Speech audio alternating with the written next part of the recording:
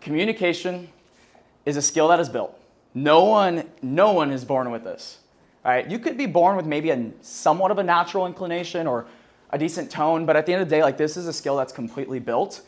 And if you feel like you're not where you want to be when it comes to communication, just know that it's just practice, just like anything else. Okay? And so I'm gonna tell you guys a story of when I first got into real estate almost 4 years ago. I was 18 years old. And shout out to my mom, she's a realtor and she's back there. So I was working with her, and she had me call this one buyer's agent because, she had a client, we needed to show the property, and so she wanted me to just get some practice, and she's like, Ari, call this buyer's agent. And till this day, I actually remember his name. His name was Hui. And that's an inside joke, you know that. And it was really funny because I'm like shaking here to pick up the phone. I'm like, oh my gosh, I have to call this guy. This is the first call I've ever made in real estate. And it's a listing agent I'm calling, right? I'm shaking. I pick up the phone and he's like, hello. And I'm like, can I show that listing you have? And anyway, I was so nervous. I was shaking. My tone was awful. I sounded literally like an 18-year-old kid that just dropped out of college and didn't know what to do. And that was me, right? And after that phone call, my mom was like, Ari, why'd you sound like such a pussy? Why'd you let him bitch you around like that? I was like, fuck, I did. Why did I do that? I don't know. I was just nervous. And that was me. Like, that was literally me. I did not have any communication skills when it came to tonality. I mean, even asking a simple question, I was a nervous wreck. Okay? So skills are built. You're not born with them, okay? And so fast forward to today, this is a little bit about me and like what I've been able to do within 4 years. Over 100 million in sales. We currently have $45 million in listings that are active and then about to hit the market. Over 150 closed sales, 18 amazing, beautiful faces on the team. Built a pretty solid EXP organization, and I started a podcast recently, right? And I attest every single one of these points to having good communication skills. Like, that's all it comes down to. Well, there's a lot more, but that's the biggest one, is having great communication skills, okay? So let's dive into it. Go. So biggest thing with communication, even beyond the words you say, is your energy. What kind of energy are you bringing to the conversation? Right? If you are planning on negotiating a Binzer and there's an agent on the other line and you're negotiating it with low energy and you sound desperate, that energy is going to translate and you're going to lose. It's a lose-lose scenario. So the most successful salespeople, they know that this is extremely important and they actually know how to shift their energy. So people may ask, like, well, how do you always have like great energy? Like, how are you always so enthusiastic? Or how do you know how to do that? Is I just know how to shift my energy. And I shift it through gratitude, okay? And we'll talk about that in a second here. But this right here, has anyone seen this before? I know, Christian, you have. I showed this to you a long time ago. But this right here is the consciousness scale, right? This is the lowest frequency that you can be at. It's shame. Right? If you're at shame, good luck getting a deal done, right? Enlightenment is the top, which I don't think anyone reaches unless you're a freaking monk on the mountain. But shame is the lowest scale, and so most people gravitate usually around here, around the 125 to 170 mark. And to shift your energy into the higher frequency, you need to be extremely grateful. And so what I do before I go into a listing appointment, I completely shift my energy. Before I get on a cold call, I'm shifting my energy. Before I talk to anyone, I shift my energy because I want to leave every single conversation better than I found it, right? And just think about this for a second. If you are going into a listing appointment and you are very low energy, let's just say you had a bad day, let's say your dog died, God forbid, you're having an awful day, that is going to be felt in the conversation. And people, unfortunately, it's the reality, they want to do business with people they feel comfortable around. They want to do business with happy people. They want to do business with people who are enthusiastic. And so how do you shift your energy? This is what I do right here. Not that one. This one.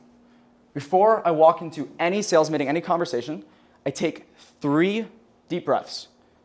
3 deep breaths, I think of two things I'm extremely grateful for, and then I think of two things I'm looking forward to, and then I smile. That right there, as minor and as easy as it sounds, that is a hack. It literally is a hack for getting into the right frequency.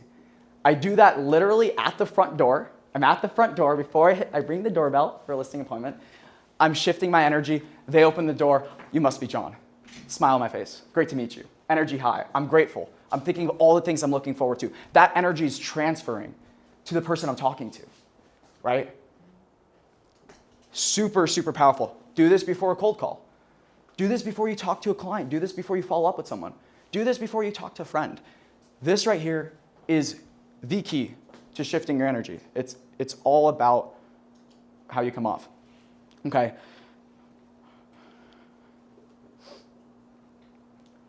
The best communicators know they don't tell the prospect what their problem is. They guide them with questions so the prospect says their problem out loud. Because once they can verbalize their own pain, you don't need to convince them anymore. Does that make sense? I'll say it again. The best communicators, they ask questions. That way the prospect verbalizes their pain. So now we're not having to sell them or convince them. They're saying their pain themselves. And then we just give them the solution. Okay? Nolan, I know you use this. It's good stuff. Yeah, you do it all the time. I've heard some of your calls. And so, on to questions. There's 6 different types of questions that are extremely, extremely vital when it comes to communication. Okay? 6 different types of questions. That way we can get them to open up. The first kind of question is connecting questions. Okay? What are connecting questions? They're questions that break the ice and get the prospect to open up.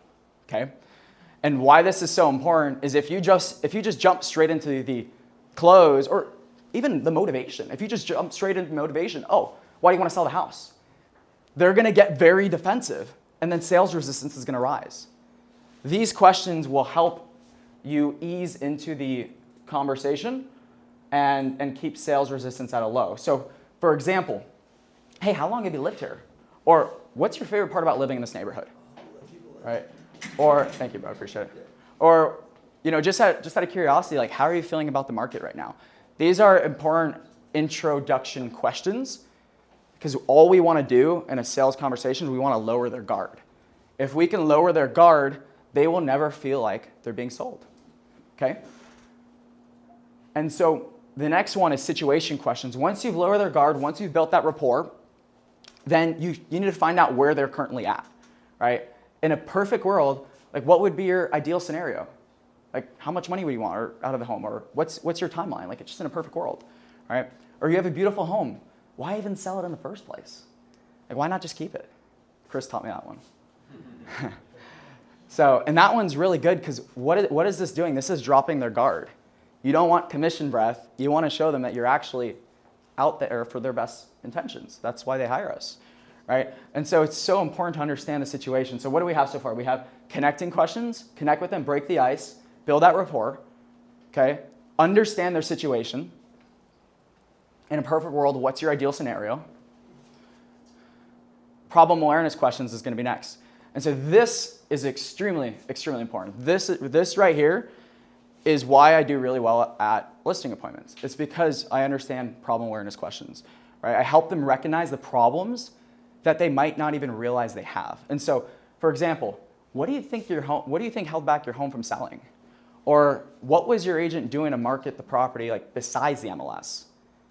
Right? What concerns do you have about listing again? Right? And these questions are powerful because I'll give you an example. What was your agent doing to market the house besides the MLS? Now it's planting into their brain that, oh, maybe there is more to market. Maybe it's not just the MLS. Maybe there are different avenues. And psychologically, we are now building curiosity. And I'm essentially telling them that, yeah, you can hit record. I'm telling them that there is other things. I'm telling them that there's other things to market your home besides MLS without telling them. I'm asking them a question that is implying that. What was your agent doing to market the house besides the MLS? I'm building a problem, okay? How intentional are you to like mirror their personality? Very intentional. Yeah. Yeah. Yeah, I'll get to that when we talk about personalities, but that's a great question. During this part, though, you're doing it too, right?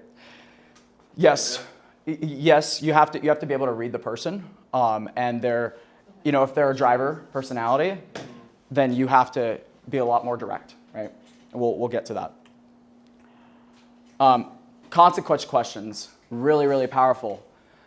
Get them to emotionally connect to the pain of not solving the problem. For example, how many of you guys call expireds? Maybe half the room, okay? How many times do we get the objection? Well, I'm just going to list with the same agent, right? A lot. So what you need to do is you need to put into their mind a consequence scenario. What would happen down the road if it didn't sell? Like, hey, what happens if you list with the same agent and then it sits on the market for another 6 months? Like, what are you going to do then? Right? What that's doing is that's creating this hypothetical scenario in their head, and psychologically, it's actually going to get them to be more open-minded because that's what they don't want. They don't want it to sit for another 6 months, okay? And that's how you get in the door. You're asking questions that build a consequence. Here's another example for the agents that work primarily with buyers, right? You can use the example, hey, what happens if interest rates drop and then prices shoot up and now you're gonna have to pay $50,000 to $80,000 to $100,000 more for the same home? Like, are you gonna be able to afford that home at that point? Or do you think it would just make more sense to buy it at a lower price at a higher interest rate, but then just refinance when the rates drop? That way you get the best of both worlds. What I just did is I painted a scenario in their head of what they don't want to happen. What do most agents do? Oh, you need to buy now, date the rate, refi later. No, you're telling them what they want to do. Why not just ask the questions that make them make the decision, right? Does anyone else have any other examples of how they would use a consequence question? Okay. Ask questions that will lead them to make the decision by giving them a scenario of what would happen if they don't make the right choice. Yeah. We do kind of do this on our, with our scripts, but in a positive direction, because it's like, that way we can get you to XYZ motivation, right? Whatever their plans may have been, and we do it in the positive content. Yes, that's a different kind of question. Well, we're going to touch on that. That's great. A good one is let's pretend, because let's pretend puts it in the future, and then you just paint the outcome of what you know that will happen for them if they don't do what they have to do. Hector, I know that's you by your beautiful voice.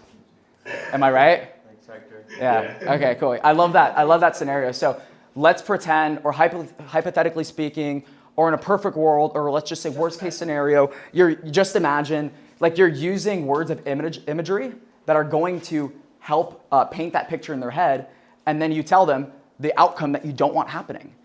Because the truth is, that's a very strong reality. If rates drop, prices are going to shoot up. Buy the house now, refi later. But instead of framing it as a statement, you ask it as a question. Right? You're giving them the option to choose. Okay? And it sounds less salesy doing it that way. That's why we do it. Okay?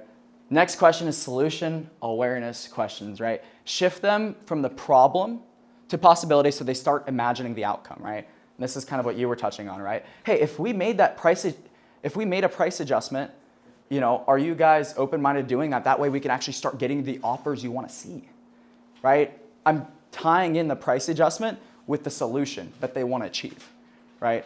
Or if there was a way to sell your home, just for top dollar in today's market, would you be open-minded to even hearing about that? Right? I'm painting the picture of what they want to achieve, the solution in their head. And you guys, this could be used in any context. This doesn't have to be used in cold calls. This doesn't have to be used with buyers. It can legitimately be used in any context. Okay? Does anyone have questions on solution awareness? How many of these sellers are asking you what kind of marketing you do, and how often do you have to go over that on the phone? How often does this take you off course from asking these questions? Great question. That's an objection that needs to be handled. When I get asked a question like that that's so direct, I more so focus on the outcome that they want to achieve. So we're going to talk about result-based versus a process-based in a moment here, and I'll touch on that. Great question. commitment questions / pre-close, right? This is so important. Before you close and before you tell someone, sign the paperwork, or before you ask someone, hey, when can I stop by? Can I stop by at 4 o'clock to show you our marketing process or whatever? You want to make sure that they want to do that in the first place. You want to force them into a yes by asking questions that are yes or no. So for example, well, John, it sounds like if we can have this make financial sense for you, you'd still be interested in moving over to Georgia. That way you can be closer to your family, right? Right? And all they have to do is say yes or no. And if they say yes, psychologically, they already agreed. They said it out loud that they want to make that transition happen. That way they can be closer to their family, right? And then you go for the close. Okay, John, here's what I can do. It sounds like you do want to sell. I can swing by tomorrow at 4 o'clock, show you exactly how we're going to get your home sold in today's market for top dollar, right? But what did I do here in the pre-close question? I tied in the motivation, moving over to Georgia to be closer with your family, right? I didn't say, swing by and show you our marketing process. No one gives a shit about your marketing process. What they care about is their motivation. What is the outcome they want, right? So every time you ask a commitment question or a pre-close question, always tie it in with the outcome they're looking for, okay? Based on what we talked about today, do you feel like this is a plan that could get your home sold, right?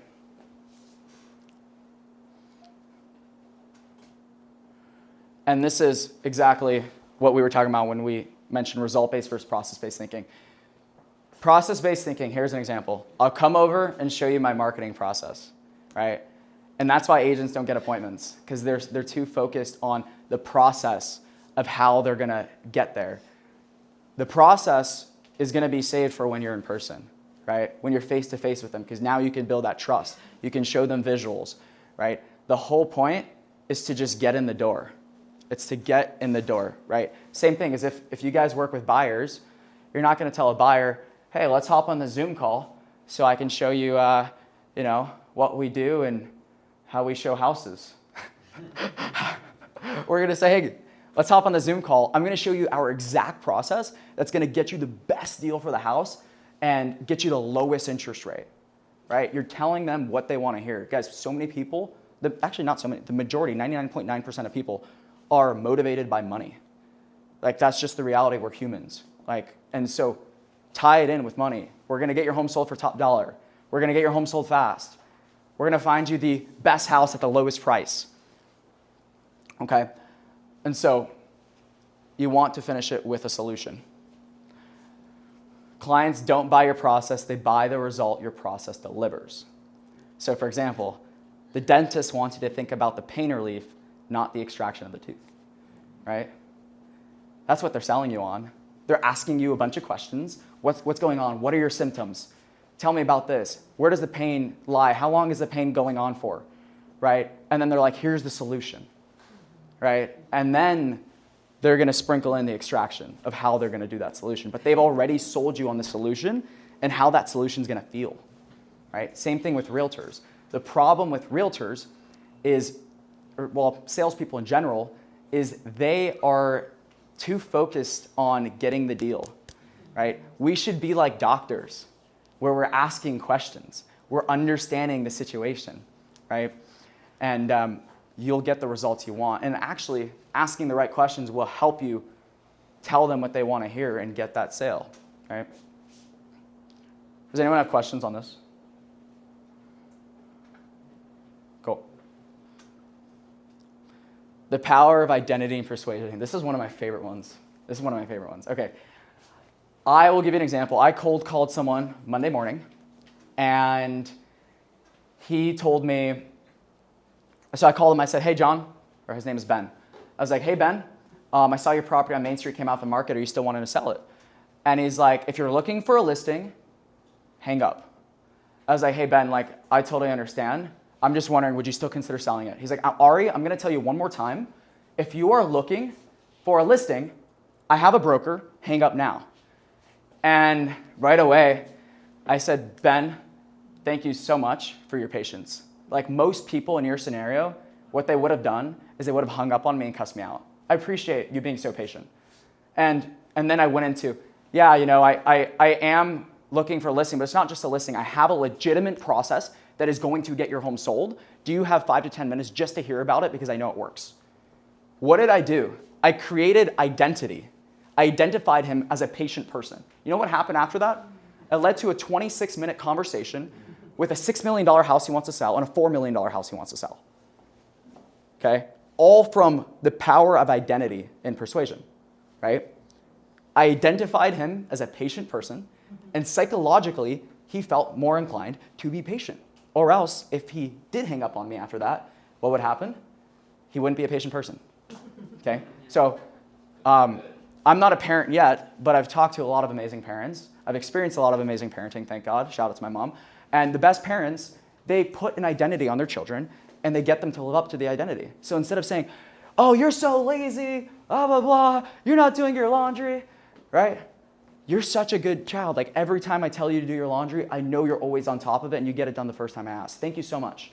Like I know you always do that. That's who you are, right? Now they feel more inclined to live up to that identity, okay? My mom always told me, you're so good at math. And now you're a math genius. Not a genius, but SAT, Yeah. So this is so powerful. And it could be used inside of sales, outside of sales, but obviously don't use it in a manipulative way. Use it use it in a way that like actually is going to help the other person and yourself. So right there, like real quick question. Yes. What you talked about obviously takes some skills, and you're no stranger to the phone. Like, you identified him as a patient person, and here we're using the word loyal. Like yeah. if you are like, how? I mean, does it just come in time? Is it a skill, or do you have like, in that brief period of a few, maybe 30 seconds, you talk to a person? How do you identify what they are? Being somebody who might be, like you said, like even if you're afraid to be on the phone, or you're a little bit skittish. Like, how are you qualifying or quantifying them into those adjectives, so to speak, right away, so that you can express that to them? Hey, I can tell that you are a sincere person. Do you have like, I don't know. Yeah. Great question. I would say experience. Yeah. I've made over, I don't know, probably 100,000 cold calls. I don't know. I've made a lot of parents that'd be like, hey guys, just give me 10 minutes. I need to do my listing presentation, and they would role play. And I would do that every single day. So, to answer your question, practice and review. Practice, review, and then take action and execute. Does that answer that? Yeah. Okay, cool. Yeah, it does. Cool. I didn't do that. Does anyone have like any other, I really like this topic. Anyone else have like other scenarios where they would use this successfully when it comes to real estate? Like I want to hear some ideas. Just going off of kind of what you said about, you told that guy who was patient, just something I learned in Never Split the Difference is just mirroring. Yeah. Kind of like whatever they get angry about. So. Oh, dude, I love that book. That's worked well for me is like, Yeah. when they don't give you the time on the phone and they get all pissed off and they're like, you're not going to get a listing. Just something as simple as like, it sounds like you get a lot of calls, just kind of mirroring that. Yes. Yeah. Mirroring is huge. I'm glad you mentioned that. Yeah, that's awesome. And you can mirror with body language as well. I went on this listing appointment for, it was in PV, and this guy thought he was, hot shit. And he is hot shit. Like CEO, ran multiple companies, and the way he was sitting was in the chair, laid back, like kind of slouched over. Guess what I did? I matched that. I matched it. I did the same thing, and I was doing the listing presentation, laying back, slouched over. I just matched his energy. I matched his body language. Right? And that made him feel more comfortable. And that also made me not look as desperate. Can you imagine if I was sitting upright and he's like slouched over and I'm like presenting? Like I would instantly, I would look like I'm trying too hard. I would look like maybe I'm not worthy of, the listing. Maybe it's out of my wheelhouse. That's the vibe I'd give off. Yeah. Another situation I thought of where you did that is when we had our call with my 5 million buyer, he's not ready to buy yet. He's going to be ready in like a few months. You told him that he seems like a very loyal guy. Like you very much instilled into him that he was loyal. And then he was like, yeah, I am loyal. Like thank you for noticing that. And then like went on about how loyal he is. Yeah. And now like in his mind, he thinks he's loyal. The next call I had with him, he mentioned again, I am loyal. Thank you guys for pointing that out. Now he's like Yeah. really into that energy. Now he Are wants you to- getting the loyal? So Yeah, so I put an identity on him, and that was towards the end of the conversation. Well, I think the way I worded it is like, hey, you strike me as like a really, really loyal guy, like based on our conversation. Like, I absolutely love talking with you. That's awesome. There's two things we look for in a client. It's really simple. People who are nice and people who are loyal. And like, you're literally perfect for that. And he was like, yeah, oh my God, I'm so loyal. He's like, I only want to work with you guys. That was the first call we ever had with him, by the way. It's like, I only want to work with you guys. Like, you guys are awesome. You're understanding. Like, you guys are also loyal. Like, every conversation, he knows he's the loyal guy. So it really does work. And it's also making them feel important. Like, we heard his whole like life story about like business and all that. And it was cool, but that's why you need the coffee sometimes, but that's okay. Go ahead. Would you say that, like, without making too cookie cutter, other than like loyal and patient, are there other adjectives that you normally try to at least look for in Yeah. a person to see? I'll give you an example. If you're talking to a seller and you guys are, planning to figure out a good list price, right? You can give them the identity in the conversation, like, wow, you guys are like super fair people. Obviously, don't make it awkward. Like, make sure it naturally comes up in the conversation. But you can identify them as like really fair and reasonable people. And then when it's time to talk about pricing, you can bring that up again. Yeah, you guys are super fair and reasonable people. So I know you're gonna wanna price this house correctly. Plus you do wanna sell it and get most money out of it. And that's gonna come with actually selling it faster so it doesn't get stigmatized, right? So you can use it in that example. I would ask yourself, before you go into a conversation where you're trying to, persuade someone, ask yourself like, what kind of identity would the person, have to be able to do the action that I want them to take, right? And again, you do this a lot, and it helps with your question too. Is he'll like relate to somebody and like tell a story, be like, oh yeah, we literally just helped somebody in that exact same situation. Then he'll tell the story of like, hey, they were super stressed or they were loyal, and then how they overcame it. And they're like, okay, he's already been through that situation, and now they can identify with somebody else. So that I see you do that a lot. Yeah, no, I appreciate you mentioning that. That is important, like showing them that you've already done it before successfully. Another example I'll give you, which was like really cool. There's this listing that I've been working on off market for 15 million, and we ended up finding a buyer for it off market. The next day, I'm literally making cold calls, and I call this $20 million listing. And he's like, oh no, I don't. I'm getting a bunch of agents calling me like, I don't want to talk to anyone. I was like, okay, well, what if we just brought you a buyer? Like we're about to sell one in Cactus Corridor. It's going to be the highest sale, record breaking. And like, we brought them a buyer off market. Like, what if we just, do the same for you? And like, he ate that up. I met with him and we had a great conversation. And then I funneled it into like an actual listing presentation. And he's like, dang, you guys have like the best listing presentation, right? So leverage your past successes and your other successes and your other testimonials to get in the door with, new clients, because they just want confidence that you're the guy, that you can get them to the destination they want to go, right? They're here, right? This is where they are. This is where they want to go. Your job is to fill that gap. Okay? Knowing different personality types, super, super important. Like the example I gave you a moment ago with a guy who's like, I have a broker, don't talk to me, or I don't want a listing. I knew he was a driver personality. I knew he was super direct, and I went direct as well, right? I match his energy, right? So driver personalities, they just get to the point. I'm a driver personality. Like, talking to me, just get to the point, right? But you have to know if they're driver personalities, right? And if they are, be concise, confident, show efficiency, because if you don't, they're going to get bored, they're going to start yawning, they're going to doze off. And so it's super important that you get to the point. And also with driver personalities, you want to really maintain their attention span. You want to hook them, right? And so I don't just use hooks like in the beginning of cold calls, right? If I'm presenting a listing presentation, I'll use hooks before every value proposition. For example, I absolutely love this. You're gonna think this is great. This is what we do. And I do that before every page. Or the number one reason homes sell for less money is this. And like I pointed out, and like I'm getting them interested. Instead of saying, yeah, so look, Mr. Prospect, like the number one reason homes sell for less money is, XYZ.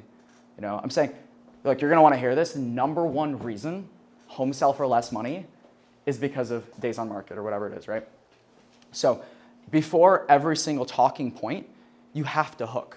You have to, especially if they're a driver personality. They got short attention spans, probably TikTok scrollers. Analytical people, right? Analytical people, they just want to see the proof, right? That's what they want. They want the comps. They want the market data.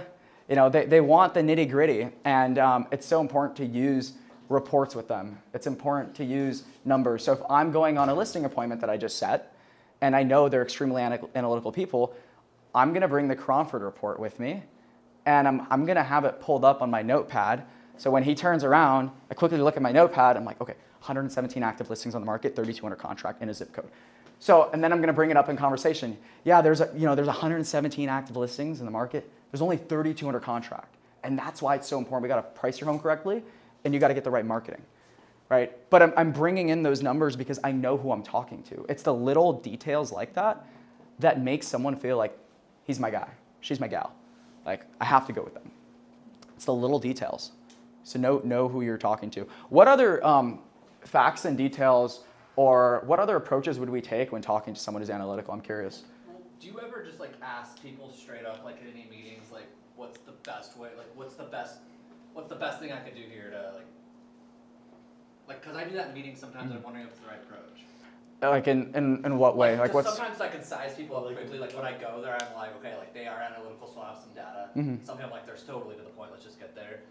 But there's certain people I can't read, so I'll sometimes like start off and wondering if it's the right approach. Like, hey, like why I'm here today for 30 minutes? Like what's the number like one thing I could go over for? Like Yes. go over with you, or like what's the top 3 things you're looking for in a realtor? Because like I just think like I just bought a car and this guy just went over all this stuff and I was like, good God, like stop, like here's the money. Yeah. And he just kept going. It's just on a ship in Africa. Where's that? So like, I'm wondering at what point like do you just ask someone straight up like what's the top 2 things we could do here? But maybe that's me being direct maybe. No. That's great. Okay. That's great. I do that all the time. And I think I do that more so during like my situation question, trying to understand their situation and like what they're looking for. I'll ask direct questions if they are like super direct people.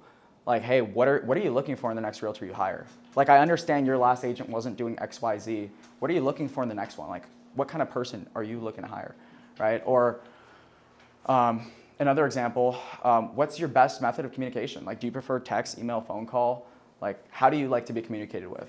Do you want to be communicated with once a week? Once every 2 weeks? Every day? Like, what do you want? Right? Asking those questions is going to help maintain that relationship and just know what they want and mold yourself to their expectations and what they want. Yeah. Anything else you guys would use with analytical people specifically, or any? How aggressively are you trying to mirror them versus them mirroring you?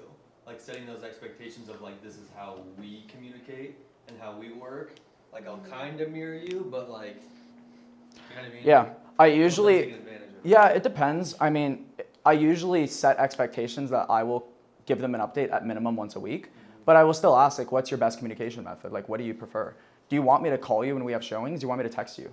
Like, do you want me to, turn off the lights when I leave, or do you want me to just like leave them on for you? Like, just like simple questions. Does that make sense? You're building that trust, yeah. Yeah. Just building a trust, exactly. Real quick, I think the number one super easy asset that goes well with analytical people is Loom. Like, who does Loom work the best for? It's freaking analytical people. Yeah. So, like, to pair with a listing presentation, like a free Loom video or however you want to use it, our listing update videos, to be able to share your screen for $15 a month and go over the Cromford report, the comps in data, where they can't ask you questions, they can't segue in and derail you from your spiel, and they just sit there and comprehend everything you're going over for 10 minutes.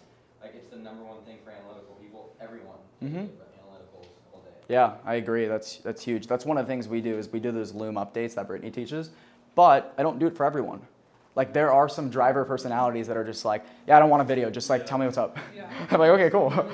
Even better. So I'll just call them up and I'll tell them what's up. Like, that's it. So that's why it's important to find out and understand like who you're talking to. Because if you really think about it, like if you send someone a 10-minute long Loom video about their house and like why it isn't selling, the traction, like if they're very driver personalities, like that'll probably piss them off. right? So that's why it's so important to ask the right questions and know who you're talking to. Are they dry? Are they analytical? Are they amiable? Right? Amiable people just want trust and security. Like they want to feel safe. And so you kind of have to like hold their hand, right? And so my job is to guide you through this process so it feels stress-free and you're getting the best outcome. You're getting the top dollar you want, or you feel comfortable every step of the way. With these people, you need to slow down. You need to build rapport, right? They literally just want trust and security and confidence that you're the guy, okay? Oh, there was one more. Oh, I don't know why it's not on here. There's also expressive personalities, right? Expressive personalities are super like, their fuel is excitement, right? So if you just match that energy and you show you're excited and you're presenting things in a way that are like, let's fucking go, we're gonna get this house sold, right? They're gonna love that. Like they're gonna match that energy. Or yeah, let's go shopping for houses. Like we're gonna find you the best deal. It's gonna be awesome, right? Like they just want someone that feels like excited and like understands, yeah, this is the first home purchase. Like it means a lot to them and they want to make it fun, right? Do you find those people are always in the worst situations in life? Yes, because they're spontaneous. They're spontaneous and they're unpredictable. Yeah. But sometimes those people, like, this movie star lives here, or down the street lives an NBA player, or they're just putting in a Sprouts, or here goes a Henry's. Like those kind of people, like that kind of stuff to brag about. Like, oh, this was a formal model. Like they like that kind of stuff too. 100%. Yeah, no, that's a great point too, because sometimes they could be normal. All right, tonality is huge. Guys, tonality, I would argue, is more important than the words you say. The way you say them is way more important. Notice what I just did there? Is way more important. That's tonality, okay? The way you say them is way more important. Right? Like that wouldn't get my message across, but I'm really trying to emphasize here that tonality is huge, right? So when it comes to tonality, the first thing you need to understand is the difference between upswings and downswings, okay? Can you imagine a police officer pulled you over and he's like, license and registration, please? I would just fucking drive off. Like who is this dude, right? But what do? License and registration, please. Right? Yeah, it's the downswings. And so when would you use an upswing in a conversation? Does anyone know? Question? Something exciting. Question. Or exciting. Yep. Something positive, something exciting. Hey, why even sell in the first place? Right? Can you imagine I said, hey, why even sell in the first place? Like the down, that'd be really weird, right? So. That's a good question too. It's a definite question, whereas the other one's like. Exactly. Right. So the upswings are going to be great for asking questions. They're going to be great for showing that you're excited. And the downswings are going to be great for building authority and trust and showing them that you're the expert and getting a message across correctly and efficiently and effectively. And all the words and the adjectives. Okay, so, there's the expressive slide. Okay. I totally didn't make these slides last night at 12 a.m., guys. Okay, so there's 5 different tonality types, right? There's the curious tone. There's the tone of empathy. There's a certainty tone, playful tone. There's a familiar tone, and the playful tone again, I guess. 1, 2, 3, 4, 5. Okay. I really like this one. Let's just scratch that for a second. Okay, we have 5 tonality types. Okay. Let's talk about tonality really quick. Actually, no. I'm going to give you guys examples in a moment here of how to use those. But just keep these in mind. These are the 5 different tonality types. Okay. Pattern interrupts and lowering sales resistance. Okay. This was brought up a few times, and pattern interrupts are so important. Pattern interrupts are what differentiate you and don't make you sound like every single other agent.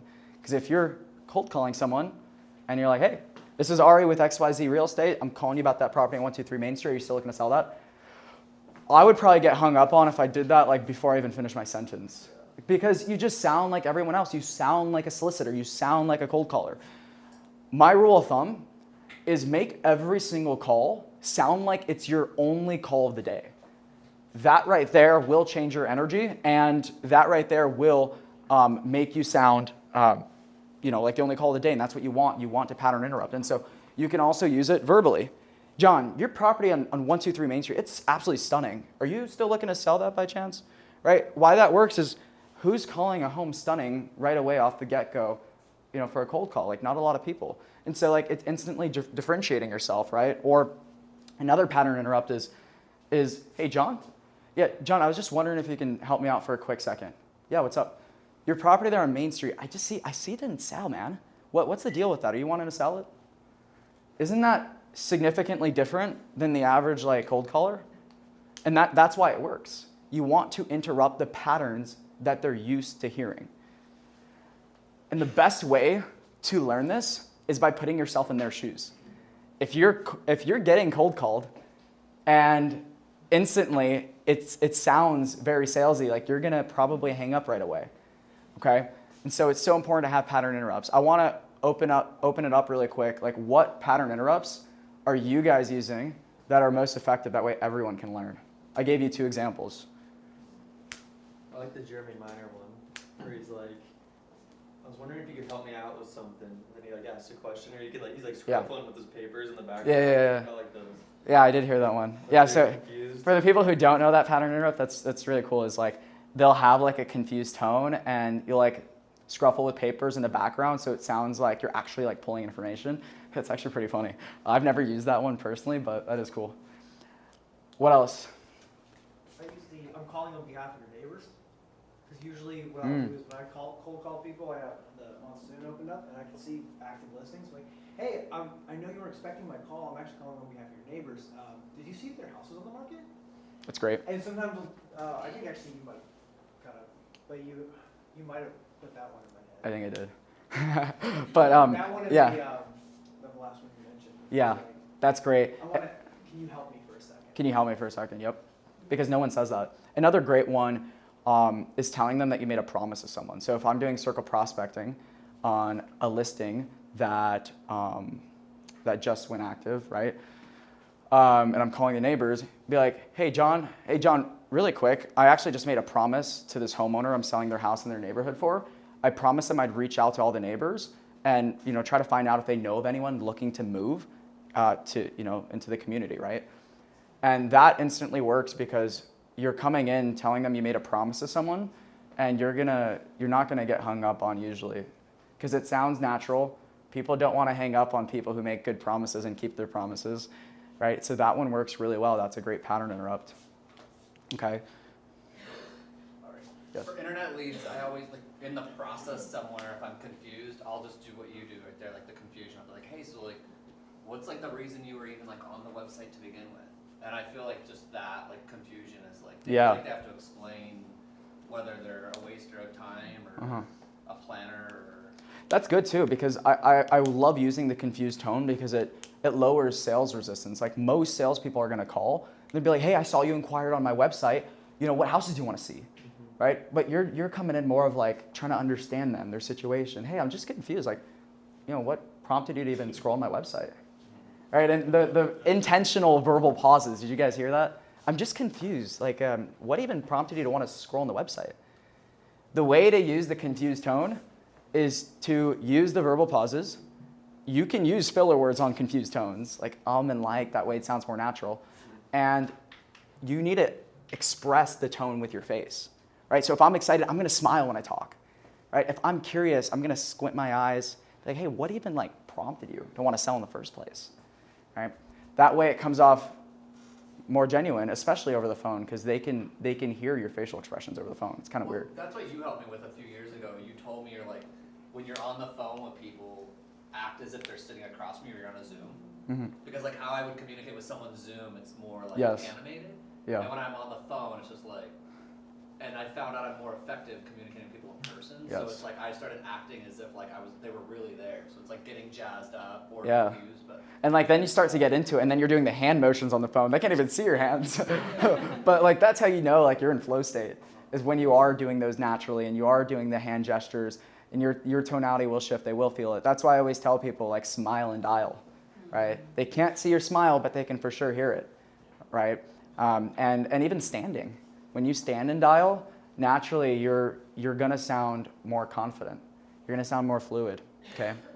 you ever cold plunge and dial or I have, yeah. I actually have. Yeah. Plunge Yeah. and scripting. Cold plunge and scripting and dialing, yes. Okay. So I'm going to show you guys some examples in a moment here with the tonalities, but this is the objection handling framework that I live by. It's really simple. 3 steps. You acknowledge the objection, you handle it by saying that the handler that you practice, of course, and then you follow up with a probing question to understand and get more information or move the conversation forward, or if you're at the point in the conversation where it's time to close, you close. So for example, if someone says, hey, if I ask someone, hey, like, why do you think your home didn't sell? They're like, oh, it's just the market. You know, the market's tough. That's an objection. That is an objection we need to get past and get handled because, I mean, in reality, like there are homes selling every day, so it's not the market. So the way I handle that objection is I use a tone of empathy, and I ask, and I say, hey, I completely understand, you know, why you feel that way. Your home is sitting on the market for 6 months, so I get it. Right? I'm using a tone of empathy while acknowledging their objection. And then I'm handling it, and this tone is going to be with certainty. Hey, what I can tell you is there's homes just like yours selling every single day, regardless of the market. And then I'm following up with a probing question with a curious tone. Just out of curiosity, like, why else do you feel your home like may have not sold? So I've acknowledged the objection, I've handled it, and now I'm opening up their mind to maybe different reasons as to why their home didn't sell. Okay? And this works really well because it gets them thinking. Can you imagine I went straight into handling the objection? I didn't acknowledge them. And they're like, yeah, my home didn't sell because of the market. And then you're just like, well, there's homes like yours selling every single day. Huh? Right? Like it would feel like super combative. So like we want to show empathy. Guys, think about it. These people were on the market for 6 months, 12 months. They thought their home that was gorgeous, beautiful, that they put in tens of thousands of dollars to was gonna fly off the market. And the market just freaking dissed them. Like, no, it gets sat for 6 months. Like they feel that vibration of shame. And it's our job to bring them up and give them the confidence that their home can sell, okay? But first we need to acknowledge why they feel that way. Empathy tone, by acknowledging, handle the objection with a tone of certainty. You're confident homes are still selling every single day. You see it, you're doing it, maybe bring in a testimonial of another home you just sold that had a similar situation, and you follow up with the question, hey, why else do you think your home didn't sell, right? Now we're getting them to think of other reasoning. Maybe it was the agent. Maybe it was their home wasn't show ready. Maybe it was staged wrong. There could be so many reasons, but you won't know till you ask. And it is so important to constantly be asking questions in the conversation because the person asking the questions in the conversation is the one who has the power in the conversation. So if you just handle the objection and you're like, yeah, there's homes selling every single day, and you just stopped, a couple things are going to happen. One, the conversation is going to be kind of awkward. And 2, they're probably going to hit you with another objection and be like, oh, well, how many homes have you sold? Right? Or now they're taking power of the conversation and they're interrogating you. And that's not what we want. We want to control the conversation, and that's going to come from asking the right questions. Okay? So I know I'm giving you examples of expireds and cold calling because that's my forte, but take this framework, plug it into any situation, and 99% of the time it's going to work. There are certain situations where there are different ways to handle it, but 99% of the time it's going to work. Okay. Does anyone have like objections right now that they're struggling to handle that we can just maybe handle right now? I get a lot of like, I'm just gonna wait till after summer to sell when the market picks back up. Okay. Because my neighbor told me to. What's their motivation though? They're motivated. They're motivated? Yeah, but they're more motivated for money. More money. I would say, I would acknowledge the objection. Hey, I totally understand why you feel that way. Some people are saying that, but homes like yours are selling every single day for top dollar. So let's just say in a perfect world, we can get you the price you want. I mean, would you consider it at that point? Yeah. Right? I like that you what happens, yeah, the market picks up, but what happens if 10 more homes come on the market and the economy goes down, then what? Well, that can be like a follow-up. Like if they're still not sold and they're like, well, no, I really just want to wait. Be like, yeah, hey, like that's not a problem. I totally hear where you're coming from. But the last thing I'd want to happen is now you're putting the consequence question in their head. Like what happens if, 6 months from now, there's, another 15 homes for sale in your neighborhood because interest rates drops and everyone wants top dollar. like, don't you believe that now you're going to get less money because you have more competition? So let's just say in a perfect world, we can get you the price you want now. Would you even like consider that, or would you just disregard the offer? Right. Yeah. So I acknowledge their objection. I was like, I totally understand. Like, I get why you feel that way. And then I handled the objection by putting that problem in their head, and that it is possible. And then I followed up with like a probing question, like, hey, in a perfect world, forget everything else. Like, would you sell if you got the right price? Yeah. I was gonna say one of my favorite ones that you showed me for like time frame was opportunity cost, and being like, oh, like think about the opportunity cost of if you don't make the decision now, right? And if you wait, like, what are you missing out on by delaying and waiting until the market gets better? If it gets Yeah. better. Yeah, so that's a really good one, and that can be used in a handful of scenarios, right? If someone's renting and they want to buy, but they don't want to buy because interest rates are too high, again, you can bring that up. Hey, I totally understand, but homes are appreciating X amount every single year. That's 4% more you're going to be paying. If rates drop, they're going to appreciate even more, and you just give them that entire scenario, right? Another way you can use it is we had a listing appointment, and this listing appointment was telling us, yeah, I mean, like, I don't need to sell. And he wanted to sell because he has a lot of equity in his $900,000 home, and he wants to disperse it into like 3 or 4 rental properties instead of having it all in one. And so he's like, yeah, I don't have to sell. Like, I'll just do it like when it makes sense. And I was like, hey, I completely understand. And actually, like, that's the best position you could be. And I'm glad you don't have to sell.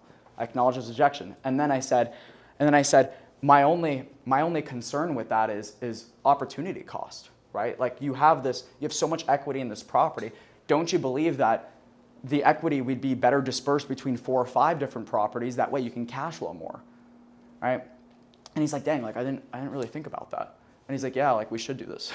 so opportunity cost is huge.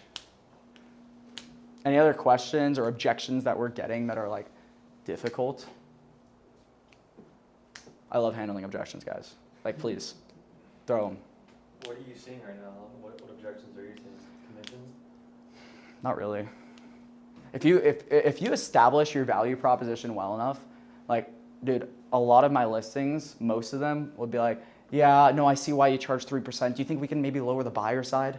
Yeah. Like, they don't want to lower my commission because they're like, dang, like, I know what you do, I see it. Do you try to get the signature while you're there, or do you get a lot of like, okay, let me talk, like, I'll think about it and I'll get back to you in a week? Yeah, most of my listings are signed on follow-ups, right? So that's because I don't want to raise sales resistance. I already know I made such a good impression, and so I don't feel that I have to close.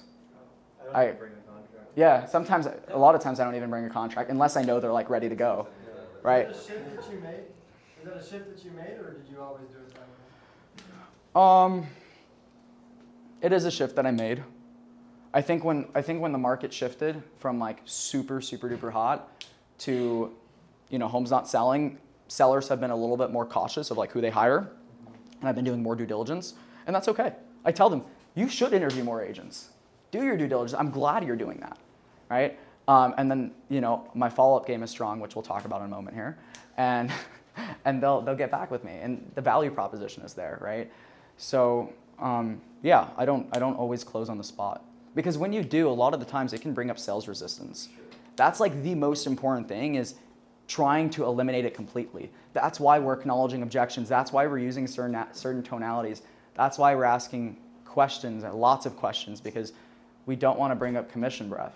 Like, that's what sales resistance does. Okay. Do you have a certain amount of time that you'd spend with someone before you realize, like, okay, I've been here for like way too long? Like, do you ever do you kind of do that? Actually, kind of as Chris Bauer says, like, put it out there, like, hey, I have like an hour before I have to go here. I want to sit down and talk about our process, because I get lost in the fluff sometimes. I'll spend 3 hours somewhere, and it's like. Yeah, good question. So if you know they're talkers, but okay, so first off, if they're talkers and there's no motivation, don't waste your time, okay? Like, you probably, like, I have a grandma that, like, I would much rather spend time with, and I'm not going to spend time with some random 80-year-old woman I found on the phone who doesn't want to sell her house. I'm going to go spend time with my grandma, okay? So protect your time, and before you walk into a conversation, if you know they're a talker, set the expectations from the get-go. Hey, I'm just letting you know up front, like, I got to run at this time because I have another meeting, okay? And then when they're blabbering, you can bring it back. Hey, I could talk to you all day. I would love to, but I only have 30 minutes left before I have to go, so I want to make this super important about your needs. And you go back into it. How much time do you spend? Is it usually about an hour? Listing appointments are anywhere between like 45 minutes to an hour. Sometimes longer if it's more complex or more questions need to be asked, or if I'm trying to really establish rapport, hour and a half. But like they really shouldn't go over an hour. Yeah. Great question. Follow-up framework. Okay, here's how I follow up. And it's a 3-step framework where you build rapport, you provide value, and you ask about their timeline and their close. Or if you're ready to close, like set the appointment, right? And so when I follow up with someone, it is so, so important that you use a familiar tone. Like I will always use a familiar tone on my follow-ups, even if I've just talked to them once. Even if it was a 5 or 10 minute conversation where I cold called them out of the blue. And so what that looks like is most salespeople will be like, hey, John. Yeah, John, it's Ari with eXp Realty. We spoke like a few days ago. How are you doing? Oh, I have so many agents that call me, I don't want to talk to you, and they hang up, right? So what I do differently is I use a familiar tone. John? Hey, John, it's Ari. What's going on, man? How you doing? Oh, yeah, I'm doing good. Hey, I'm sure you remember, like we spoke a couple days ago about that property out on Main Street.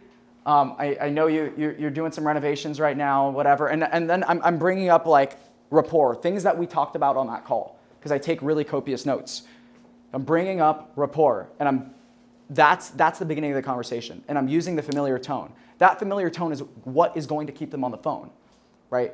Just because you spoke to them once doesn't mean they're going to speak with you a second time, okay? So use the familiar tone. Talk to them like you guys are buddies already. They're not going to want to hang up because in their head they're going to be thinking, fuck, when did I speak with this guy? Who is this guy? Oh, I can tell he's like friends with me. It'd be rude if I hang up, right? It always works, okay? Use the familiar tone, okay? I do that kind of, it's not like a cold call. I think I told you this before. I go, hey, John. And I break. And I wait. And they're like, yeah? I'm like, it's Christian. And then straight up go, hey. Sometimes they're like, hey, how are you? And I'm like, I'm good, man. How are you? Or sometimes they're like, Christian who? I'm like, hey, I know you were expecting my call. And they kind of, Yeah, that could work for certain people, like that are more amiable or expressive. For driver personalities, it won't work. Like if someone called me saying, like using that familiar tone, I'd get kind of pissed off. I would. I had one person mad. They were like, don't act like you know me. Yeah. Yeah. So Only one, yeah. though. But like if you know who you're about to call, that could work really well, like on a follow-up. But for a cold call, you don't know who you're going to talk to, so you want to use the most neutral approach that is the most effective, okay? So I would stick with a familiar tone on the follow-up, okay? Because you actually have spoken. And then you can bring things up that remind them of the conversation you had, so they're like, oh yeah, I did speak with this guy, right? Okay, so after that, you provide value. This is where a lot of people get like stumped. This is where people fail their follow-up calls, is because they're just calling to check in. Yeah, I'm just checking in. I know you mentioned we were gonna do repairs to the house. Like, have you sold yet, or whatever? Or are the repairs done? Like, they're literally jumping straight to the timeline of like when they're gonna be ready. And this is like a recipe for disaster. This is a recipe for sales resistance, because now it's showing them that like you only are following up with them and you only care because you want the sale. So what I do is I provide massive value before even asking where they're at in the timeline and the close. And how so important is if you're constantly asking for the timeline and close right away, they're gonna remember your number. They're gonna remember your number, and next time you call, they're not gonna pick up. Because you haven't given them a reason to. Why people pick up on my follow-up calls is because psychologically, they know they're gonna benefit from my call. Because the last 2 times I called them, I gave them some kind of new information they didn't know. So when they see my caller ID calling or my name, they'll be like, yeah, damn, Ari's calling, yeah, like, let me take this really quick, right? Because they know it's gonna be something valuable. Always call with value. And sometimes there might not be a new listing. Sometimes there might not be, but I'm sure maybe rates adjusted, or I'm sure maybe one in a different community went up for sale, or some news breaking thing happened. There's always news every day, and call them with a reason to call them that relates to their home. And sometimes if you've already built more of a relationship with them, you can do the checking in, but do it strategically. Hey, I actually just wanted to call you. I was thinking about you, and anytime I think about someone, I have a rule that I have to call them. Right? How you doing? I just want to check on you. Right? Like, do it strategically. Use the playful tone, and provide value.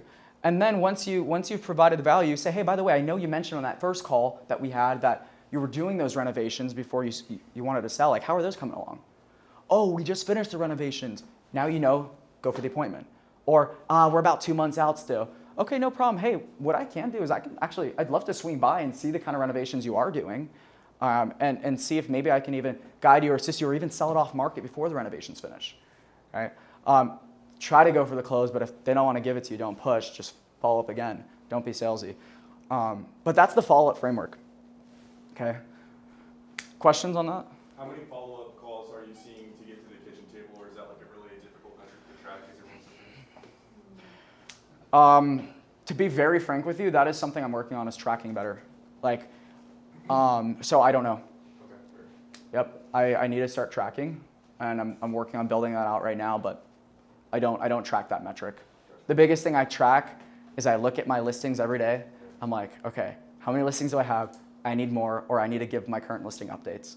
Like, that's the biggest thing I track, and I track my connections. Like, the goal is 20 connections a day, right? If I have more than 5 pending, like 10 is fine. But that's the biggest thing that I track, is like actual like outbound reaches, right? And you consider that conversation just like at least a 2-minute call? Yeah, like a 2-minute call. Someone I can follow up with. Yeah. The way I look at it is like the Mojo dialer is like me sifting for gold. And then once I get the gold and I get someone who's interested, I put them in my follow-up boss. And then my follow-up boss is all the gold. And so I'll divide that up. I'm like, okay, am I hunting for new gold, or am I trying to, actually turn my gold into cash?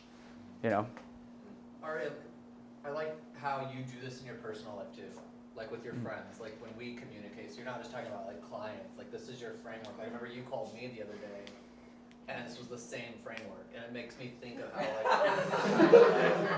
How unspecial you are? No, I'm it actually shows you like how Me special they are, that you're intentional about it. Yeah. Meaning, like, every time I see your call, I literally think I'm answering the phone call. Like, I could be like right now and I answer, where I got 40 calls while I'm here and I'm like, nah, I'm good. Yeah. You know what I mean? So it makes you think, like, as a human being, like, are we someone like that's providing value? Yeah.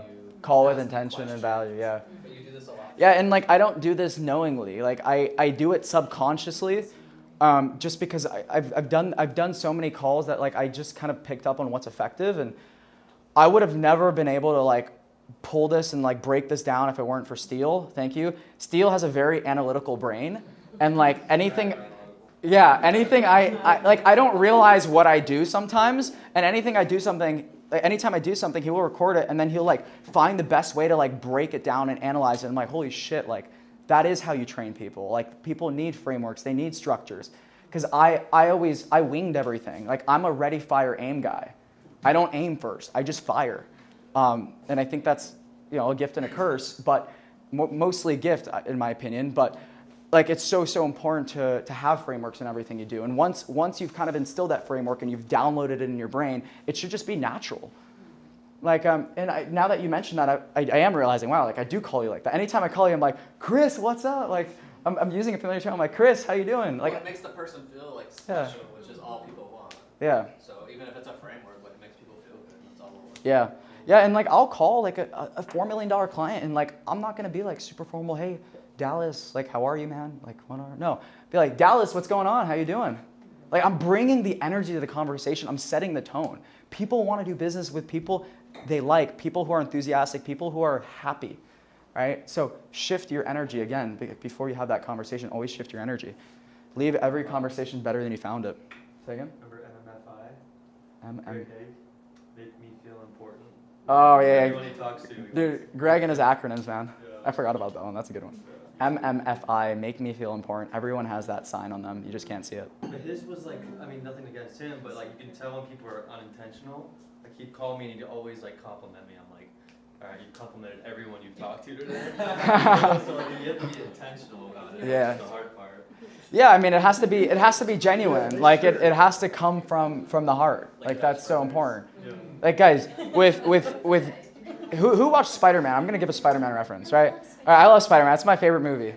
The original series. The original series. What does Uncle Ben tell Peter? With great power comes great responsibility. Guys, like having amazing communication skills is a superpower, and you gotta use it responsibly. Because if you don't, you can fuck with people. And like it's wrong, and then you're a shitty person, right? Like everything that I'm teaching you, yes, like it gives you the ability to like manipulate people, but you want to use it in a good way.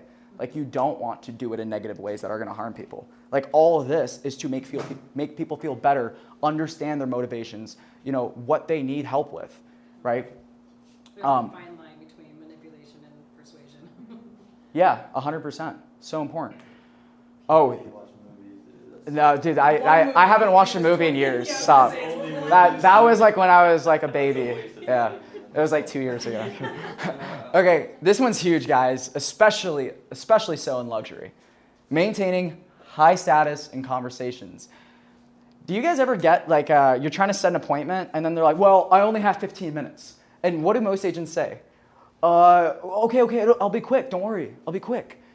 You just went from here, you went from the authority to like the order taker, right? So you want to maintain your status, and how you do that is by matching them. And so when someone tells me I only have 15 minutes, I say, yeah, no problem, I actually only have 10, I have a meeting right after. Don't let them control you, you freaking control them. Yeah, I only have 10 minutes. All right? And then when you're talking, like they're gonna be so into it because you've used all the other tactics I just showed you, and it's going to be a 45-minute conversation. Because they're going to be like, damn. Because when they say they only have 15 minutes, most of the time that's bullshit. They're saying that to establish power in the conversation. They're saying that to give themselves an out early, right? Because if you're giving them a whole sales pitch and they're just not into it, they don't want to sit for another 45 minutes on your sales pitch. They're going to be like, oh, well, that 15-minute mark is up. I got to go. Right? But if they actually like what you're saying because you've leveraged all the communication tactics that I've taught, they're going to be like, oh, dang, and it's going to turn into an hour conversation. So, but maintain your status. Another way to maintain your status is when you book an appointment, you don't say, hey, it's only going to take 30 minutes of your time. No. This is going to be the most valuable 30 minutes you spent talking about your house because we have a process that's going to get it sold. Okay? Notice how 30 minutes, it's only gonna be 30 minutes of your time. Like that lowers your status as a professional, right? Would a lawyer do that? Oh, it's only gonna take 30 minutes of your time, let's talk. They wouldn't. Would a doctor do that? No. Professionals don't do that. Professionals keep their authority at a high. I love that paired with this is gonna be so valuable. That's the next slide. Yep, that's the next slide. Confidence statements. I think so. Oh, no. Yeah, we're gonna talk about confidence statements on the other one. Okay, so yeah, these are so valuable, like instilling confidence in people. That's all people want. Like I said, this is where they are, this is where they want to go. You need to bridge the gap, and you're not going to bridge that gap without confidence, okay? And so when I'm cold calling someone, and they're like, oh, you're my 100th call, I say, hey, listen, I know you're getting a lot of calls, but what I can tell you is we only call properties we 100% know we can sell, and yours is one of those, or else I wouldn't be calling you. What did I do there? I established confidence in them. Like I've built authority, right? Or like I said earlier, this will be the most valuable 15 minutes you spent talking about your home and how we're going to get it sold. Notice I use result-based thinking. How we're going to get it sold, telling them the outcome they want, right? Notice I use the tonality of certainty. I use downswings, right? This will be the most valuable, instead of saying, this will be the most valuable 15 minutes of how we're going to get your property sold, right? You wouldn't sound too confident, right? So that's super important is having the right confidence statements. Like another one is when it comes to negotiations, right? Like if you're trying to guide your buyer to purchase a house and they're asking for your opinion, like tell your opinion with confidence. Or if you're giving comps to a seller and you're showing them and you're telling them like, this is the price that we need to be at, say it with confidence. And if you say something, stick to it. Don't steer off and let them change your mind unless there's actually like a valid reason that you didn't know about previously, like the house having, I don't know, an RV garage that you didn't see or something, right? But like, if you say something, stick to it and like make sure what you say, like you actually mean it, right? Does anyone else have like any examples of like confidence statements that like they use or that they could see themselves using this in? I've been adopting it more, and at first I want to say it feels really uncomfortable, right? Because maybe you don't have that confidence in you, and I got it. Actually, I heard Nolan once sent me one of his buyer videos that he did for someone. At the beginning, he was like, "This is going to be so valuable. This is going to answer all your questions. This is going to X, Y, and Z." And I'm over here like feeling like it's almost uncomfortable to tell someone that, right? You think it's maybe not genuine, but then I've been doing it lately, and I'm starting to believe it more. And it really just, you're telling someone how to feel. Yes. You're really just telling them how to feel before you do something, and you do it, and they're expecting Yeah. the world, and then you deliver the world. And it's great. It really works. You're transferring energy Yeah. into a person, like the energy you want them to feel. That's so valuable. And you said something earlier, like you didn't believe it, right? And I think that's the most important thing. Like you have to believe in like what you're saying for it to work. Like you can't just say something and not believe what you're saying. If you really believe it and you believe in your value proposition and you believe you're the best person for them to hire, they're gonna feel that energy and it's gonna come off in your confidence statements. And when I say best person, like you don't have to be the top agent in the state. You don't have to have 500 million in sales, because maybe that person who has 500 million in sales is not gonna give as much attention to that listing, right? Maybe they're not gonna spend as much time hand-holding the buyer through everything. You can be the newest agent in the game, but you can be the most confident because you know you're gonna work the hardest for them and you know you have great mentors behind you that are gonna support you and answer your questions. So I hate hearing like excuses like, well, you know, I don't feel confident. I don't know if I'm the best for this. Because if you think that, that's what's gonna be true. Know you're the fucking best. Know it. You should literally tell yourself that every morning, okay?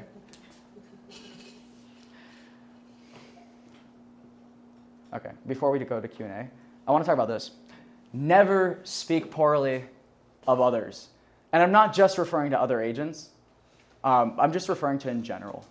Like, this is the talk of the devil, speaking bad about other people, right? It's huge. And when you say something bad about someone else that wasn't really necessary, and you just say it or start conversation or gossip, whatever it is, like, you're literally instilling, like, you're hurting your aura. Like that chart that I showed you, like your frequency is actually going down whether you realize it or not.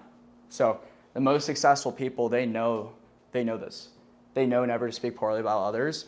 And I think... example right now with the 1.5 here in 85254, went up against 10, 12 agents, big names in the industry.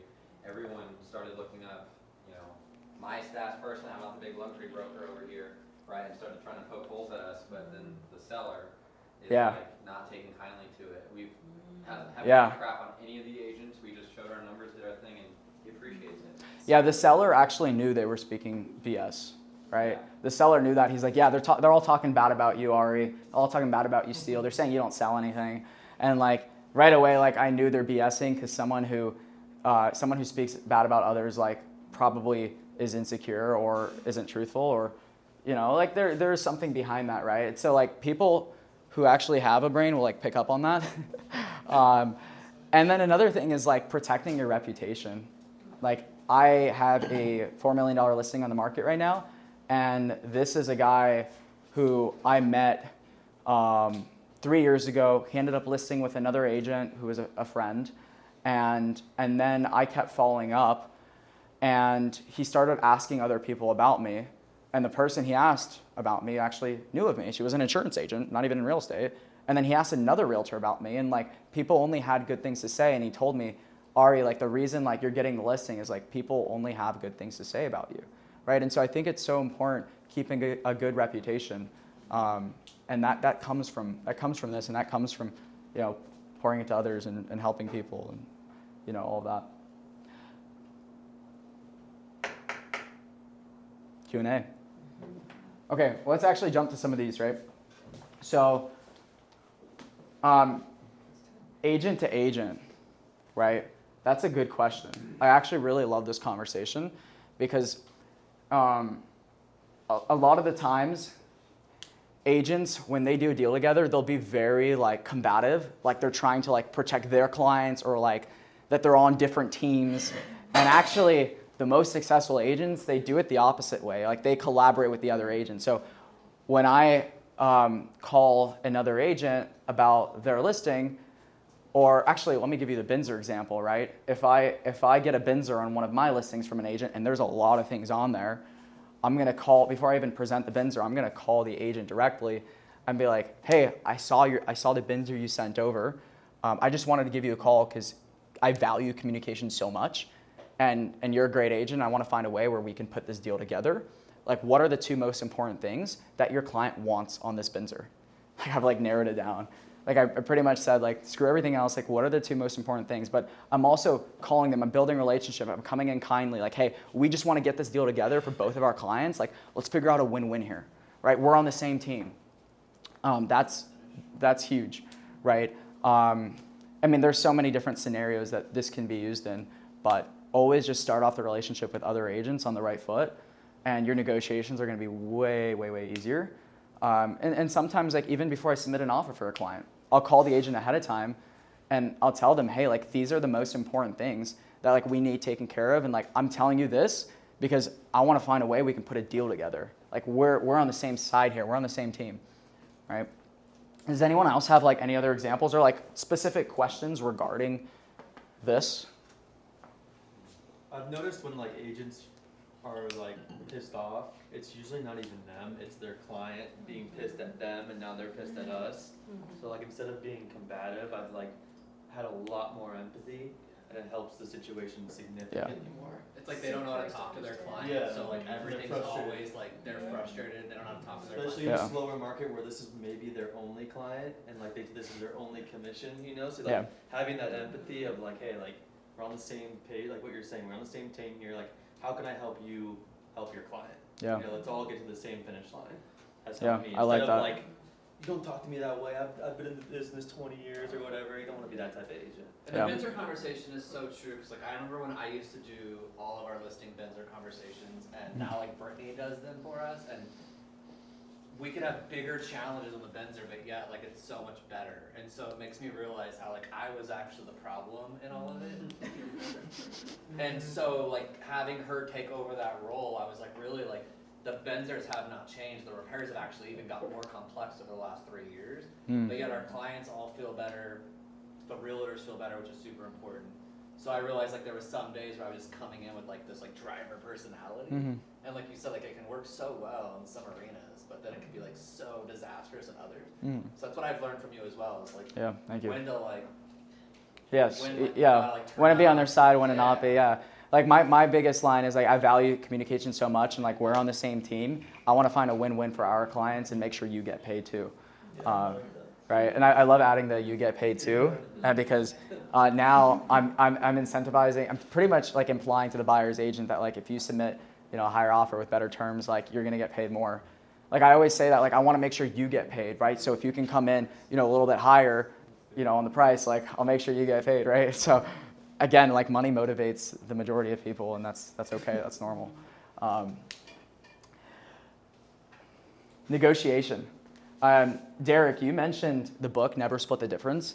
Guys, I recommend you read all that entire book. It's written by a previous, like a former FBI negotiator. He would negotiate hostages. Yeah, Chris Voss. Yeah, thank you, Chris Voss. Right. And so my biggest takeaway from that book is the person. Who's willing to walk away is the person who has the power in the negotiation, right? And you don't always have to be willing to walk away, but you have to make it look like you are willing to walk away. So if you're good at poker, you'll probably be good at this, right? And so I do that a ton when it comes to negotiating, like whether it's a listing, whether it's a buyer, I will show them that we're willing to walk away if we don't get the terms, and that like this is a non-negotiable. I do it all the time with title companies. I do it with my commission. I do it with price. I never split the difference. So yeah, that's my biggest takeaway. Does anyone else have like any negotiation tactics that they're doing that they would love to share? I've been trying to use anchors a lot lately, and Ooh, it's been like yeah. hit and miss. So if you have anything on that, that'd be good. Do you want to explain anchors for everyone so they understand? Yeah, like an anchor is you have like an idea where you want to get to, but you start lower knowing that there's negotiation happening. So you start low with the aim to get high, or Yeah. vice versa. Yeah, no, that's great. And I think before even anchoring or setting a price, like I think the first thing that I personally do is I ask for their motivation. If I'm representing a buyer, I'll call the listing agent and be like, hey, it's such a great home. Like, what's kind of the seller's story? Like, why do they even want to sell? Like, it's an awesome home, right?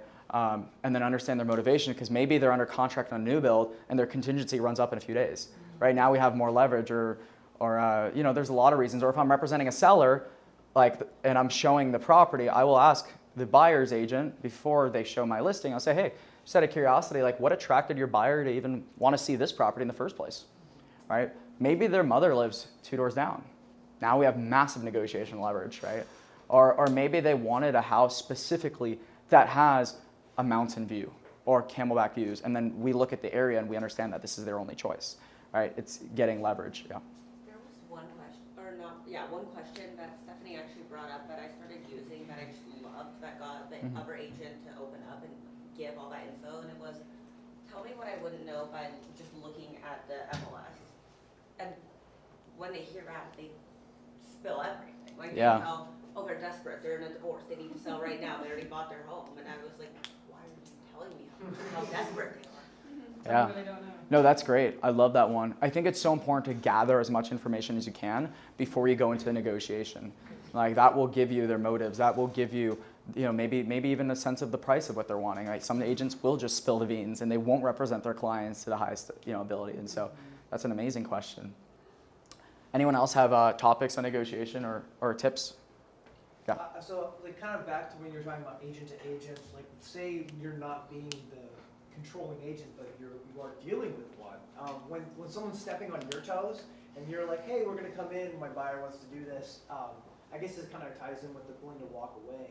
When someone's just not willing to move an inch and they just think that they have all of the ground and all of the hand, like, how do you handle that as an agent who's like, well, my buyer really wants this, and this agent is just not giving on any kind of, do you ever have to shift on that at all? Like, if it feels, I've had this happen with someone, thank God, I've been finding a different house for my buyer, but do you have any, like, That's a good notes on Yeah. that help me. I'm Like, open. something, because a lot of like the negotiations you can do verbally, like rather than like sending over a cancellation or sending over a bins or saying this is our request. I'll literally tell an agent like, hey, like, I value your time, like what he was saying, like we both want to get paid here. Is it a waste of time for me to even put this bender together? Because then they'll really tell you, like if he says like, yeah, absolutely, don't even waste your time writing it up.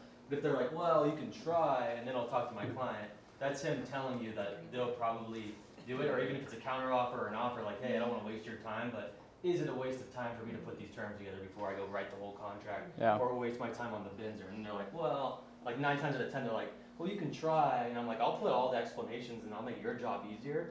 I don't want to waste my time or your time. And they're like, okay, they take a step back. That's great. And if you want to take that even a step further, let's say you're trying to negotiate repairs for your client, and they're just not budging. You can call the agent and be like, hey, listen, I spoke with my client. They want to cancel. We actually wrote up the Binzer cancellation. I just wanted to call you first because I value communication. So I didn't send it over. I want to call you first. I want to see if there's any chance to, you know, put this deal together and maybe get credit back for my client. If not, I'm just going to have to send over that cancellation. But again, I value communication, which is why I'm calling you first before doing that. All right. So what that does is what I said earlier is it creates the perception that you guys are willing to walk away. Even if you're not, that's okay. Your fiduciary duty is with your client, not with the seller or with the buyer in this scenario, right? So like, do what's best for the buyer, even if they want to stick with the house. You got to play poker sometimes. Like you're out there for your client, right? And so that works really, really well. That works really well doing that. Okay, does that answer your question in a sense? Yeah, I think so. Mine actually came with it was the beginning negotiations. I was like, we want to offer this, and they're like, purchase price. Like, okay, how about this? And then purchase price, and you're like. Well, I think maybe then is again understanding the seller's motivation. Are they motivated? And then 2, setting the framework from the get-go that there are other houses. Like you can call the buyer's agent before you submit the offer and be like, hey, you know, my client, you know, it's between 3 houses, right? Your house and 2 other listings. Now, I pushed them towards your listing because based on our initial conversation, I can tell you're going to be really easy to work with, and you're a good agent. Again, identifying. Right? I push them towards your listing, and I really want to make this work for you. If it doesn't work out, we do have 2 other listings we're gonna go to, but let's see if we can put together a deal here. Right? What did I do there? I identified them as someone who's easy to work with.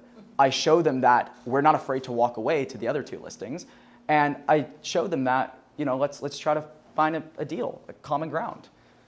So I think it's about how you enter the negotiation. I guess you can call that an anchor. It's just not a price anchor. It's a status anchor, I guess. A leverage point. Yeah, interesting. What else did we not cover? Personality types, confidence statements, asking for business. Asking for the business. Okay, this is a mindset thing. Like this is like a mental block for a lot of people, and it was for me at one point. But asking for the business is just realizing that if you don't ask for it, someone else will. That's it. Like if you don't ask for it, someone else will. So you might as well ask for it. If you don't ask for it, they may even just forget about you, and you may not even have a chance to talk to them again, especially with cold calls. Always ask for the appointment. What's the worst that can happen? They say no? Okay, call them back tomorrow and try again. Like it's a mindset thing, understanding that nothing bad can come out of doing that, and that if you don't do it, another agent will. Do you find that those people who say that sometimes have a lack of motivation in their life of what they're trying to accomplish? Are you referring to the agent? Yeah, because I'm just man, what are you? The question would be well, what are you doing this for? Do you just like to be I think it's a lack of self-belief. I don't think it's that, because agents, they're motivated, right? They want to succeed, but it's just a lack of belief that they are worthy of it, right? You have to brainwash yourself and tell yourself that you are worthy of the appointment.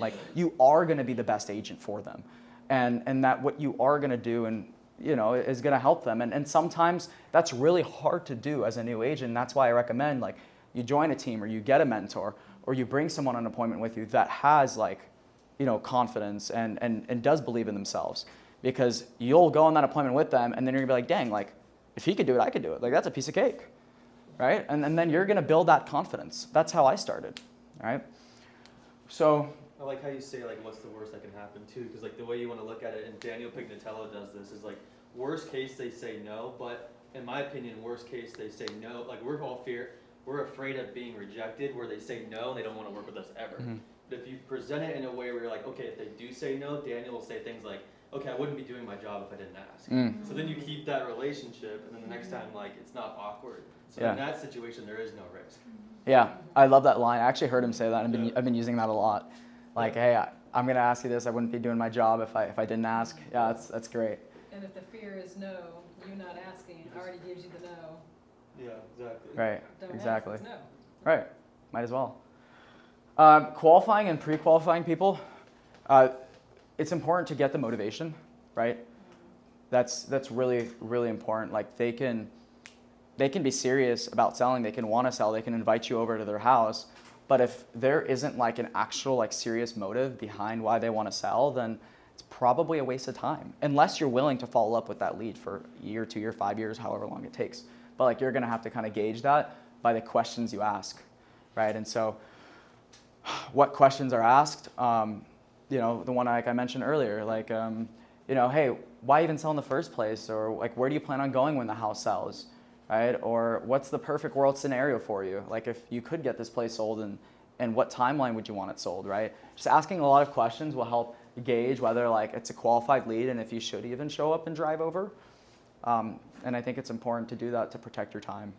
Yeah. Sometimes the talker is the most on those phone calls. Sometimes there's some people who are older or whatever, not employed. Yeah. They'll just talk for ever. And so it's how long someone talks to you is not the goal. It's actually getting to the goal. What are you doing in the situation where this person just wants to talk? I just literally hang up the phone. Okay, so Brittany will hear me on the phone. She's I don't even know how you just did that. I'm done. Okay, I have a way that's pretty effective for doing that. So first off, you need to interrupt them and say, hey, I only have 30 seconds left. I have to hop into a meeting, and if they're still talking, then what I do is I do this. Hello. I can't hear you. It's cutting out. Because if they're not respecting your time, like you've already told them, like, I gotta go, and they're not respecting your time, like, use that, right? Do what you gotta do to protect your time because that's all we have. That's our most valuable asset. Forget about money, like all we have is time, really. That's the only finite asset we have. So if I have to be rude, I will in the most less rude way possible. So what else? Okay, are all these questions answered? And if so, like what other questions like do we have? What struggles are we facing in the business? Is there anything specific that when it comes to like communication, persuasion? Going once. Going twice. This isn't, I feel like this isn't entirely on topic, but given that I'm newer, I feel like I just need a lot more like just hours of practice and preparation for it, and like just the memorization to be able to like think quicker on my feet, like when I am getting certain objections, and like to make it just go as smooth as possible during the conversation. Yeah. But I feel like I don't know the best way to go about, like obviously yes, I can just rep it and rep it and rep it, but to some point it feels like it's just a little like it's not the most efficient use of my time. So you're referring to like, since you are newer, you want to get the framework down faster and the objection handlers. Practice. Make flashcards. Like we have all the objection handlers written out. They're there. It's not. It doesn't make sense to try to like replicate a process or like remake it if it's all there in front of you. And I mean, we have ChatGPT today. So all you need to do is just plug it in, find objection handlers that are actually effective, which I have for you since you're on the team, and just practice those. Create flashcards, role play with people. I mean, that's what I did forever until I got it down, right? And listening back too. Listening back to Yeah. yourselves, because you're not able to Listening be back. present in the moment when you're newer to the conversation. With listening back, you can be present and hear where. yeah, But it all starts with the base level. You need to get the base scripts. We all want to get to this level where we can be like Ari, and his objection handler is different every time and curated for that perfect instance. But we're just not at that level yet unless we have practice. So you just need to stick to the base objection handler. Yeah. Right? And if it is just regurgitated, cool. Once you get the base scripting down for each PPC lead conversation, each expired lead conversation, each SOI, then you've got it so down that you can begin. People are like, I don't want to use a script. Well, get the script so you can go off script. You need to understand the framework, right? Yep. So. yeah. And I think it's also patience, like understanding that this takes time. Like no one becomes successful overnight. How many free throws? You watch sports. How many free throws does Steph Curry make in a day? Like 10,000 or some shit. 3-pointers, yeah, same thing. Yeah, like how many? He shoots probably a lot of shots every day, right? And he probably misses a lot of them, but he keeps going, right? And so it's just practicing. If you have the information in front of you, it's just practicing. I didn't have all the information in front of me, but like I just kept doing the reps and failing, and I learned it, and I put together objection handler lists, and every time I'd be on the phone, I'd write down, okay, what objection did I get? Why couldn't I close this? And then before I did the next call, I'd study this, I'd figure it out. I'm like, okay, how do I handle this objection? And once you do that enough, you're gonna start being able to like craft objection handlers in your brain on the spot. And like that's a really cool place to get to, because that's where you understand like the psychology of like people and what makes them say yes and what makes them say no. And that comes from just doing the reps. Like I didn't read a textbook and it's like, oh, college, okay. College is a whole other conversation. I'm proud to say I'm an ASU dropout. But yeah, so just practicing. I do notice, honestly, like I've been to a couple of your talks, but I go to talks fairly regularly, and like just a few of the things I took away now apply to situations I'm in now that I didn't have a year ago. I think unless you have a mentor like this in your life all the time, it is so important to get this information, like even if it's somewhat the same or like represented all the time, fairly regularly in your life, because like so true. There have been two different buyers, seller situations I'm working with that like something you said today applies to them that I was doing wrong. Like, I noticed that. I didn't have it like kind of. Yeah, no, I love that you say that, because it's true. Like a lot of these things you may have already heard, you may know, but where the magic happens is hearing them again, trying them again, practicing them again. Like we do team meetings every single day because practice makes perfect. right? It's just about memorizing. It's about the repetition. And people who are in real estate, like the majority of them, like just don't take it seriously enough. Like they'll work 2 or 3 hours a day and then they'll call themselves a professional. But in reality, like, guys, like we're selling people's most valuable assets. Like we have to have this down.